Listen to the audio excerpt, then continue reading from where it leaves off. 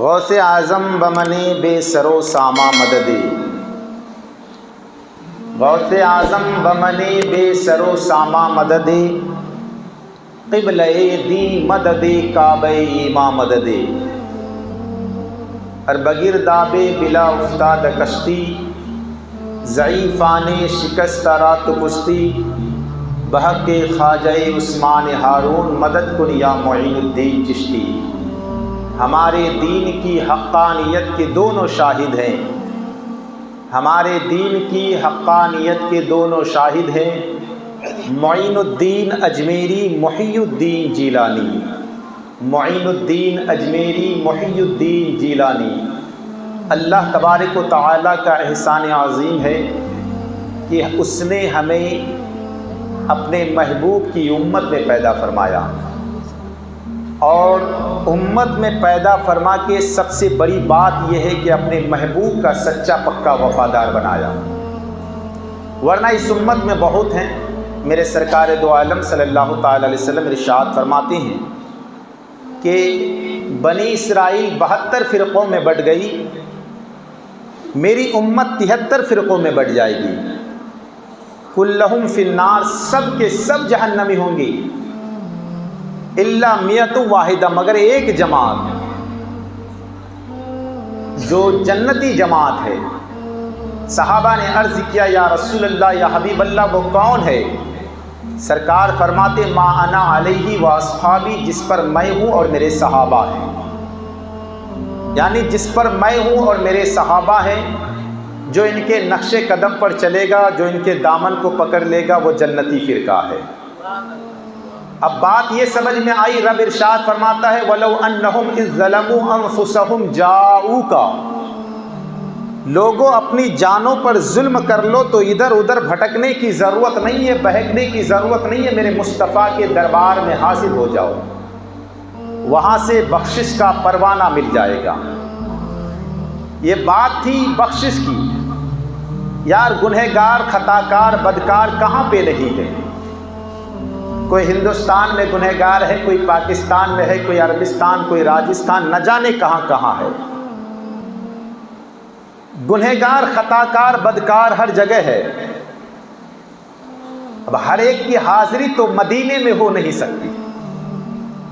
میرے سرکار دو عالم صلی اللہ تعالی علیہ وسلم کی ذات کو رب نے اتنا بلند فرمایا کہ مالک کونین ہے، گو پاس کچھ رکھتے نہیں، دو جہاں کی نعمتیں ہیں ان کے خالی ہاتھ میں۔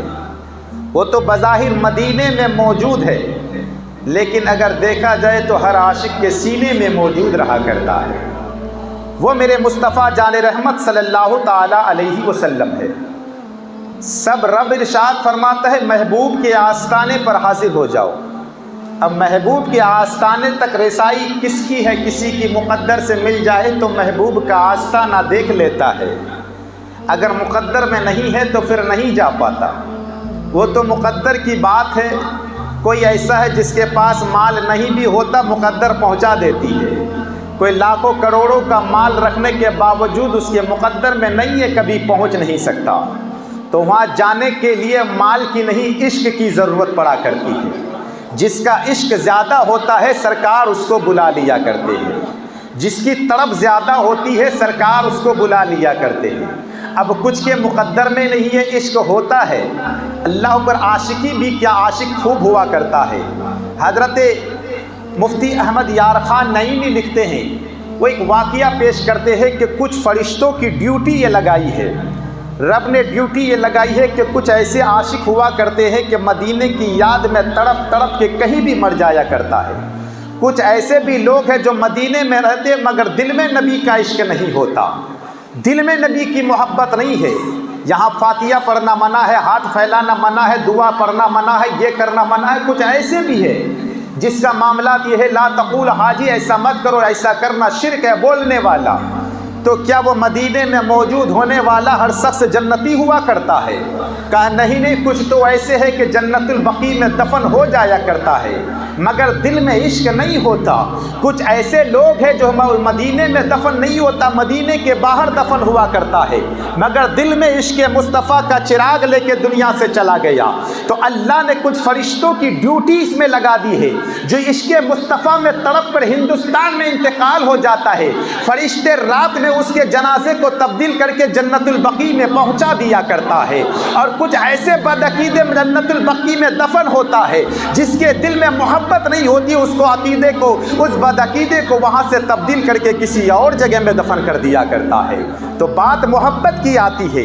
اب لوگوں کی رسائی اتنی تو نہیں ہے کہ ہر شخص مدینہ پہنچ جائے یار، جب مدینہ نہیں پہنچ پاتا تو پھر مدینے والوں سے کنیکٹڈ کون ہے؟ مدینے والوں کے تک رسائی کس کی ہے؟ مدینے والوں تک پہنچ کس کی ہے؟ ہم اس پہنچ کو پہلے دیکھیں گے۔ ہم نے دیکھا، اگر دیکھنا چاہے تو اسی ہندوستان کی دھرتی پر، اجمیر کی دھرتی پہ میرے غریب نواز آئے ہوئے ہیں، وہ بھی رسول کائنات کا بیٹا ہے۔ اگر دیکھا جائے تو ہم جس کی یاد مناتے ہیں، جس کو دنیا غریب نواز کے نام سے جانتی ہے، جس کو دنیا غوث اعظم کے نام سے جانتی ہے، وہ بھی تو میرے مصطفیٰ کا بیٹا ہے۔ اگر تم چاہتے ہو کہ مدینے تک رسائی نہ ہو، مدینے تک پہنچ نہ پاؤ، تو ان کے بیٹوں کے آستانے پر پہنچ جایا کرو، ان کے اللہ والوں کے آستانے پر چلے جاؤ گے، نبی تک پہنچنے کی رسائی ہو جائے گی، اور جو میرے مصطفیٰ تک رسائی ہو جاتی ہے اس کی رسائی پروردگار تک ہو جایا کرتی ہے، اس کی رسائی پروردگار تک ہو جایا کرتی ہے۔ اسی لیے لوگوں، اللہ والوں سے محبت، اللہ والوں سے الفت۔ رب ارشاد فرماتا ہے وَاتَّبِعْ سَبِيلَ مَنْ أَنَابَ إِلَيَّ، اس راستے کی پیروی کرو جو میرے طرف مائل ہو، میرے طرف آئے۔ اب وہ رب کا راستہ کیا ہے؟ رب تعالیٰ تک پہنچنے کا راستہ کیا ہے؟ کچھ ایسے لوگ ہیں جن کا معاملات یہ ہے کہ جاتے اجمیر بھی جاتے ہیں، بغداد بھی جاتے ہیں، لیکن گھومنا مقصد ہوتا ہے، پھر اس کو فیض نہیں ملا کرتا۔ کچھ ایسے لوگ ہوتے ہیں کہ پاؤں پہ چھالے پڑے ہوئے ہیں، جیب میں پیسے بھی نہیں ہے، اور عاشقی میں تڑپ تڑپ کر جاتا ہے، کوئی پیدل چلا جاتا ہے، کوئی اپنی گاڑی سے، کوئی سائیکل سے چلا جاتا ہے، اور پاؤں پہ چھالے پڑ جاتے ہیں۔ تو پھر شاعر کیا کہتا ہے؟ رستے بھر شاعر کہتے ہیں کہ درود پاک پر اللہم صلی علی سیدنا شفیعنا حبیبنا مولانا محمد بارک وسلم صلو علیہ الصلوۃ والسلام علیہ کہ رسول اللہ صلی اللہ تعالی وسلم، رستے پر میرے پاؤں کے چھالوں نے کہا بستی کتنی دور بسائی دل میں بسنے والوں نے۔ حضرات محترم، تو بات یہاں تک آتی ہے، اب ان سے دیکھا جائے کہ نبی سے کنیکٹڈ کون ہے، نبی کے قریب کون ہے، ہم ان کی بارگاہ میں چلے۔ تو کچھ ایسے جانے والے ہوتے ہیں، جانے والا جب جاتا ہے اجمیر کی دھرتی پہ، جانے والا جب جاتا ہے بغداد معلیٰ پہ، تو جانے والا جا رہا ہے، رب جانتا ہے کہ میرا بندہ کہاں جا رہا ہے، رب جانتا ہے کہ اس کی رسائی کہاں تک، یہ پہنچ کہاں رہا ہے۔ پھر راستے میں ایک فرشتے کو رب بیٹھا دیا کرتا ہے، وہ فرشتہ اس پوچھنے والے سے پوچھتا ہے اے شخص تو کہاں جا رہا ہے؟ کہا میں اجمیر معلیٰ جا رہا ہوں، میں بغداد شریف جا رہا ہوں۔ کہا کیوں جا رہا ہے؟ کیا وہ تیرا رشتہ دار ہے؟ کیا تیرا قریبی ہے؟ کیا تیرا چاہنے والا ہے؟ کہا نہیں، میں اس لیے جا رہا ہوں کہ وہ اللہ کا مقبول بندہ ہے، وہ اللہ کا ولی ہے، میں اس لیے اس کے آستانے پر حاضری دینے جا رہا ہوں۔ رب ارشاد، وہ فرشتہ جا کے پروردگار کی بارگاہ میں عرض کرتا ہے پروردگار عالم، وہ تیرا بندہ ہے، تیرے ولی کی بارگاہ میں جا رہا ہے۔ کہ پوچھا نہیں کس لیے جا رہا ہے، جبکہ رب علیم و خبیر ہے، رب جانتا ہے کہ میرا بندہ کیوں جا رہا ہے، لیکن فرشتوں سے پوچھتا اے فرشتوں یہ تو بتا اس کے جانے کا مقصد کیا تھا؟ کہ یا رسیا پروردگار عالم، اس کے جانے کا مقصد یہ ہے کہ تجھ سے قریب ہے اس لیے جا رہا ہے، وہ رب کا ولی ہے اس لیے جا رہا ہے۔ رب ارشاد فرماتے میرے فرشتوں گواہ ہو جانا، میں نے اس کے تمام گناہوں کو بخش دیا ہے، میں نے اس کے تمام خطاؤں کو بخش دیا ہے۔ بندہ جب اللہ والوں کے دربار میں جانے کی کوشش کرتا ہے، اللہ اس کے صدقے سے گناہوں کو بخش دیا کرتا ہے، اس کے صدقے سے خطاؤں کو بخش دیا کرتا ہے۔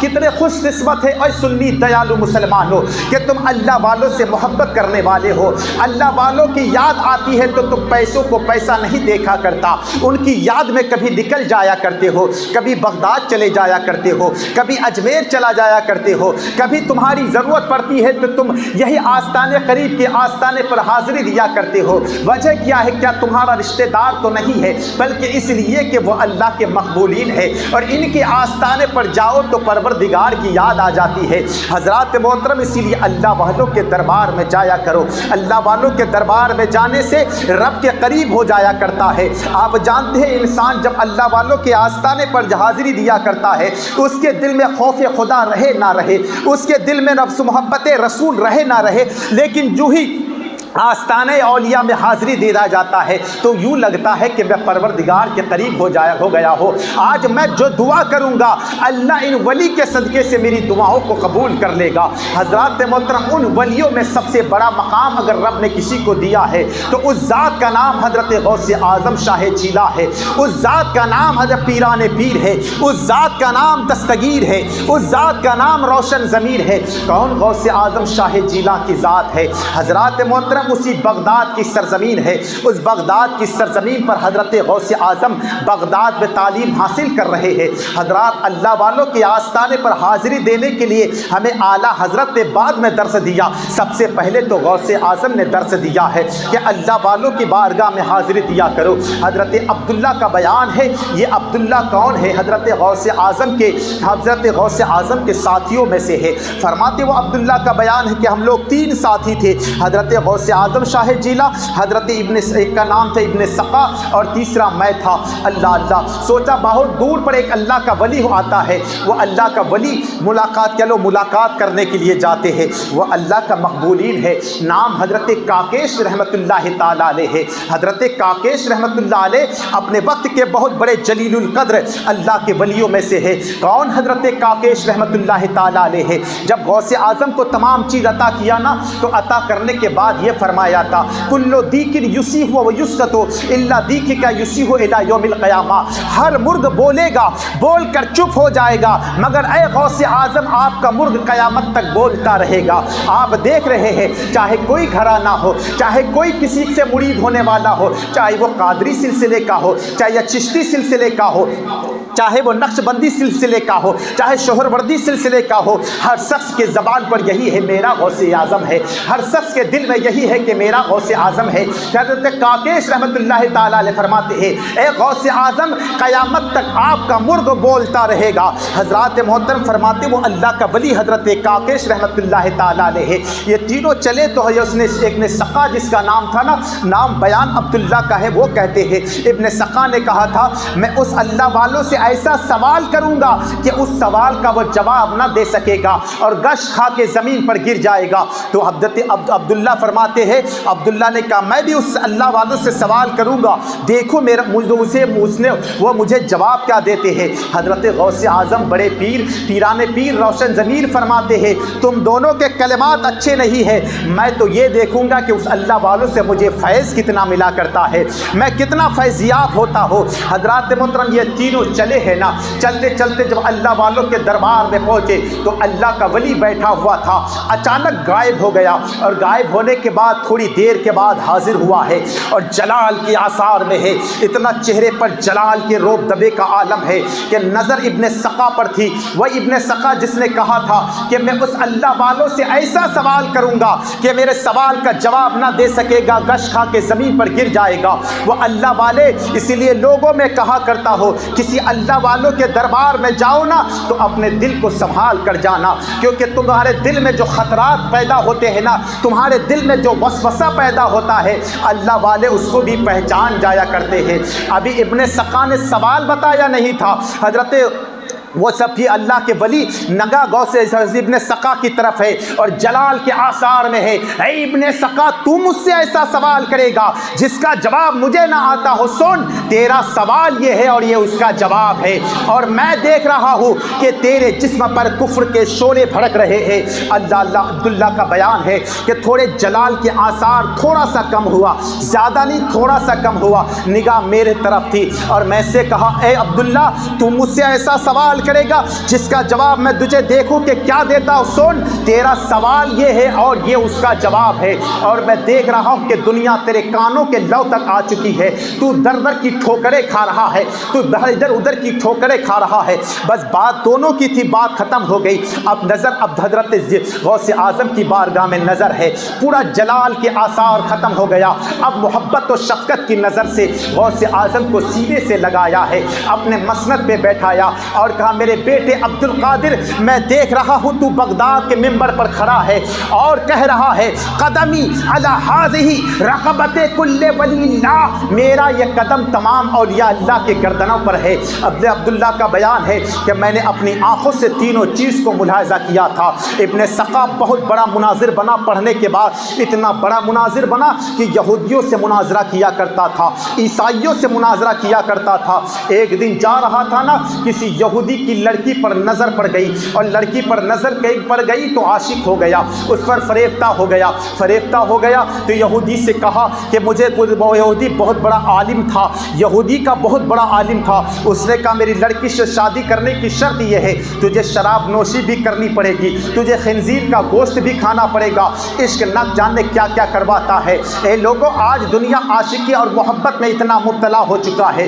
آج گھنٹوں گھنٹہ موبائل اگر ہمارا بیجی ہے, اگر گھنٹوں گھنٹہ ہم کسی سے بات کرتے ہیں تو بے جان محبت میں وہ محبت جو ہم کو جہنم میں لے جانے کا ذریعہ ہے. آپ جانتے کسی غیر محرم کو دیکھنا تک حرام ہے, کسی غیر محرم سے بات کرنا حرام ہے, لیکن آج ہمارے دنیا کی محبت کیا ہوا کرتی ہے. آج گھنٹوں گھنٹہ موبائل بیجی ہوا کرتا ہے, تو وجہ کیا ہے؟ ہم دنیا کی عشق میں اتنا مبتلا ہو چکے, کسی لڑکی کی عشق میں اتنا پڑ چکے کہ آج ہمارا نوجوان رات کو رات نہیں دیکھتا ہے, دن کو دن نہیں دیکھتا. آپ اگر 1 بجے رات بھی اگر آنکھ کھلے گی نا تو کوئی نہ کوئی نوجوان کی آواز اس میدان سے آتی نظر آتی ہے. ایک تعجب کا نوجوان ہے. آپ جانتے ہیں کہ کوئی نوجوان جب رات کا عالم یہ ہوتا ہے کہ رات کو سوتا لیٹ سے ہے, صبح کو دیر سے سوتا ہے, صبح کو دیر سے اٹھتا ہے, اللہ اس کے رزق سے برکت اٹھا لیا کرتا ہے, اللہ اس کی عمر سے برکت اٹھا لیا کرتا ہے. کسی اللہ والوں کی بارگاہ میں کسی نے پوچھا تھا کہ حضرت ایک بات بتائیے,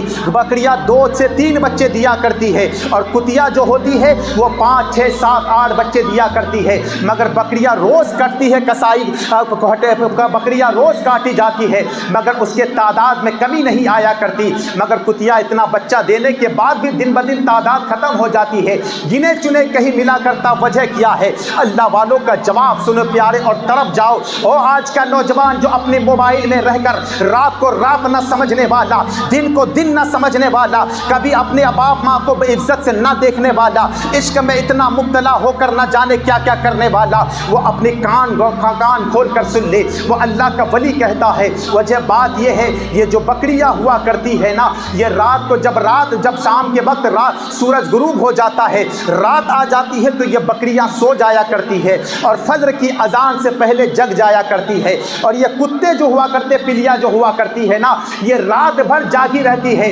اور فجر کی نماز سے پہلے سو جایا کرتی ہے, فجر کی اذان سے پہلے سو جایا کرتی ہے. پتہ یہ چلا کہ جب کوئی فجر کی اذان سے پہلے سو جاتا ہے, اللہ اس سے برکت کو اٹھا لیا کرتا ہے, اس کی عمر سے بھی برکت ختم ہو جایا کرتی ہے, اس کے رزق سے بھی برکت ختم ہو جایا کرتی ہے. لیکن جو انسان رات کو عشاء کے بعد فوراً سو جایا کرتا ہے اور فجر سے پہلے جاگ جایا کرتا ہے, اللہ اس کی عمر میں بھی برکت عطا فرماتا ہے, اس کے رزق میں بھی برکت عطا فرماتا ہے, اللہ اس کو دنیا کا مال بھی عطا فرماتا ہے اور آخرت کی تحفہ بھی عطا فرما دیا کرتا ہے. اسی لیے نوجوانوں, یہ عشق میں مبتلا ہو کر اپنی زندگی کو تباہی کے دہانے پر مت کھڑا کرو. فرماتے وہ عشق میں مبتلا ہو چکا, نام ابن سقا تھا, عاشق ہو گیا, کہا یہ کرنا پڑے گا, تیار ہو گیا, وہ کرنا پڑے گا, تیار ہو گیا.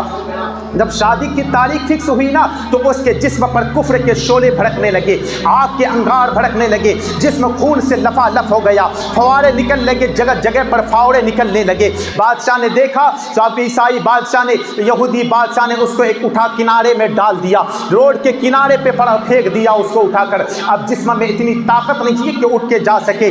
جو لوگ ادھر سے گزر رہا تھا نا, یہی کہہ رہا تھا یہ اللہ کے ولی کا دشمن ہے, اور جو اللہ کے ولی کا دشمن ہوا کرتا ہے ہے اس کا حشر اسی طرح ہوا کرتا ہے. اسی جگہ ایڑیا رگڑ رگڑ کر مر گیا. نہ اس کے جنازے کو کوئی کفن پہنانے والا تھا, نہ اس کے جنازے کو کوئی دفنانے والا تھا. پتہ یہ چلا کہ جو اللہ کے ولی کا دشمن ہوا کرتا ہے اس کی دنیا بھی خراب ہو جایا کرتی ہے, اس کی آخرت بھی خراب ہو جایا کرتی ہے. وہی عبداللہ کا بیان ہے کہ میں ایک زمانے تک ادھر ادھر در در کی ٹھوکریں کھاتا رہا, دنیا میرے کانوں کے لو تک آ چکی. میں جس کے پاس بھی جاتا تھا لوگ دھتکار دیا کرتے تھے.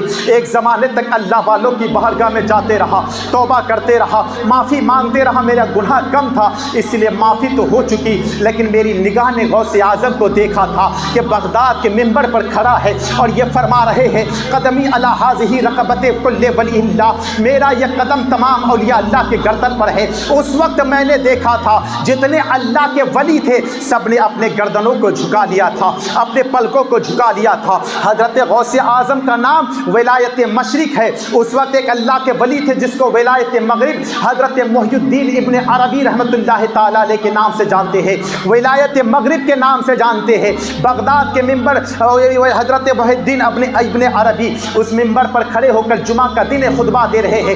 ادھر غوث اعظم خطبہ بغداد میں دے رہے ہیں اور یہ جملہ فرما رہے ہیں قدمی علی ہذہ رقبۃ کل ولی اللہ, میرا یہ قدم تمام اولیاء اللہ کے گردن پر ہے. اس وقت سب نے اپنی نگاہوں کو جھکا لیا تھا. حضرت محی الدین ابن عربی جس کو ولایت مغرب کہا جاتا ہے وہ بغداد کے منبر پر وہ اپنے منبر پر کھڑے ہیں کہیں اور پہ, اور وہیں سے فرماتے لا بل عینی و راسی, اے غوث اعظم آپ کا قدم میرے گردن پر نہیں میرے آنکھوں پر اور میرے سروں پر ہے. اب تمام مقتدی پریشان ہے, تمام ان کے مریدین متوسلین پریشان ہے. حضور معاملات کیا ہے یہ جملہ کا آپ کہیں فرمایا. عرض کرتے ہیں کہ آج غوث اعظم نے بغداد کے منبر سے فرمایا ہے میرا یہ قدم تمام اولیاء اللہ کے گردن پر ہے, اسی لیے میں نے اپنے سر کو جھکا لیا اور فرمایا اے غوث اعظم آپ کا قدم صرف میرے گردن پر نہیں ہے میری آنکھوں پر اور میرے سروں پر بھی ہے. اللہ اللہ, یہ غوث اعظم شاہ جیلان کی عظمت ہے. ان کے عظمت و مقام کو کوئی کیا سمجھ سکتا ہے. اسی لیے لوگوں جس کی نبی تک رسائی نہ ہو اللہ والوں کے آستانے پر حاضر ہو جاؤ. جب ان کے آستانے پر حاضر ہو جاؤ گے نا اللہ والوں یعنی میرے سرکار تک تمہاری رسائی ہو جائے گی. غوث اعظم کا مہینہ اور یہ آخری ہفتہ ہے. ہم اس غوث سے محبت کرنے والے, ہم اس غوث سے الفت کرنے والے, اور جب کوئی بندہ جب اللہ والوں سے محبت کر کے چلا کرتا ہے نا اللہ تبارک و تعالیٰ اپنے اسی اللہ والوں کے صدقے سے ان کی گناہوں کو مٹا کر جنت کا پروانہ بنا دیا کرتا ہے. اسی لیے لوگوں اللہ والوں سے محبت بہت بڑی چیز ہے. اور یہ مت سوچو ہم اللہ والوں سے مرید ہوتے ہیں. اللہ والوں سے مرید مطلب یہ ہے کہ کوئی ہمیں پیر مل جایا کرتا ہے ہم ان سے مرید ہو جاتے ہیں. بس یہ ہے کہ ان کا سلسلہ غوث اعظم تک پہنچ جائے ہم ان سے مرید ہو جایا کرتے ہیں. کیوں ہوتے ہیں کہ کل قیامت کا دن ہوگا نا تو پھر اسی پیر کے صدقے سے انہیں بخشش کا ذریعہ بنا دیا جائے گا. لیکن کچھ ایسے پیر بھی ہوتے ہیں نا جو ایک مرید کے صدقے سے اللہ اس پیر کو جنت عطا کرے گا. حضرات محترم آپ یہ سنیں گے اور حیرانی کی بات یہ ہے آج تک یہ سنا تھا کہ پیر صاحب مرید کو جنت میں لے کے جائیں گے, لیکن کبھی ایسا بھی ہوتا ہے کہ مرید پیر کو جنت میں لے کر جائے تو یہ تو حیرانی کی بات ہوئی ہے. اعلیٰ حضرت عظیم البرکت جب اس مقام و منصب پر فائز ہوئے نا جب آپ کو چاروں طرف سے خلافتیں ملی ابھی تک مرید نہیں کر رہے ہیں تو پھر ہر کسی نے کہا تھا اے اعلیٰ حضرت مرید کر لو, اس نیت سے نہیں کہ تم اپنے مرید کو بچاؤ گے, کوئی مرید ایسا بھی ہوگا جو تیری بخشش کا ذریعہ بنائے گا. اللہ اللہ, لیکن اعلیٰ حضرت کون ہے کہ جب اللہ اکبر وہ اعلیٰ حضرت ہے جن کے لیے حضرت سید آل رسول مہرویری نے فرمایا تھا کہ کل قیامت کا دن ہوگا مجھے اگر پروردگار پوچھے گا کہ کیا لے کر آیا ہے تو میں یہ کہ احمد رضا کو پیش کر دوں گا. وہ امام عشق و محبت کی ذات بابرکات کوئی محتاج تعارف تو نہیں ہے, لیکن اعلیٰ حضرت فرماتے ہیں جب کہا گیا کہ مرید کر لو اس لیے نہیں کہ تم کسی مرید کو بخشواؤ گے بلکہ یہ ہو سکتا ہے کہ کوئی مرید تجھے بخشوا لے. اور وہ شیخ سنان والا واقعہ پیش کیا. حضرت شیخ سنان ایک اللہ کے بہت بڑے ولی ہے, غوث اعظم کی محفل میں بیٹھے ہوئے ہیں. غوث اعظم رحمۃ اللہ تعالی علیہ فرماتے ہیں میرا یہ قدم تمام اولیاء اللہ کے گردن پر ہے. اس نے کہا میں نہیں مانتا. جب کہا غوث اعظم سے کہا میں نہیں مانتا تو کہا کہ جن کے گردن پر میرا قدم نہیں ہوگا نا اس کے گردن پر خنزیر کا قدم ہوگا. اللہ اللہ, اتنا کہنا تھا. وہ شخص چلا تھا اپنے مریدین کے ساتھ ہے, ایک اور لڑکی کے عشق میں مبتلا ہوا. معاملات ایک ہی طرح کا تھا, عشق میں مبتلا ہوا. عیسائی کی لڑکی تھی, بادشاہ کی لڑکی تھی. بادشاہ نے نے شرط یہ رکھی تھی کہ اگر تو چاہتا میری لڑکی سے عشق کرنا نا تو میرے خنزیروں کو تجھے چڑھانے کے لیے روز جانا پڑے گا۔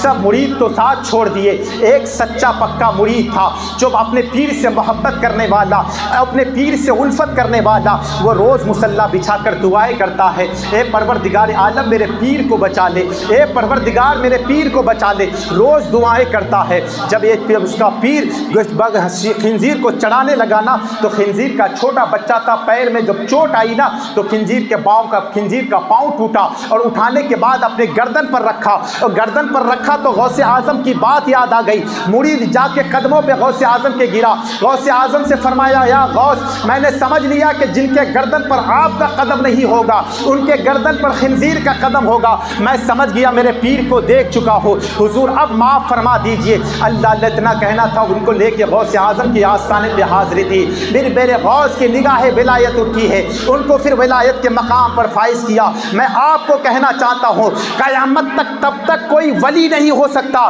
جب تک غوث اعظم اس کو ولایت کی سند نہ دے دے، جب تک کوئی ولی وہ نہیں ہو سکتا جس کو غوث اعظم اپنے ولایت کے مقام پر منصب پر فائز نہ کر دے۔ اسی لیے قیامت تک اگر کوئی ولی ہوگا تو سہارا غوث اعظم کا ہوگا، اگر کوئی قیامت پر کوئی قطب اور اقطاب ہوگا تو سہارا غوث اعظم کا ہوگا۔ اسی لیے جو ولی ہے ہوئے ہیں یا ہوں گے، اللہ اکبر، یہ تمام پر غوث اعظم کا سایہ ضرور ہے۔ ہم غوث اعظم سے محبت کرنے والے، غوث اعظم سے الفت کرنے والے، ہم ان سے محبت کرنے والے کتنی محبت کرتے ہیں۔ یہ غوث اعظم کا مہینہ اختتام پر ہے، آپ ان کے نام سے، غوث اعظم کے نام سے نیاز دلائیں، غوث اعظم کے نام سے فاتحہ کریں، تاکہ ہمارے معاملات یہ سمجھ میں آئے کہ ہم ان اللہ والوں سے محبت کرنے والے ہیں جن کی محبت انشاءاللہ دنیا میں بھی کام آنے والی ہے، انشاءاللہ میدان محشر میں بھی کام آنے والی ہے۔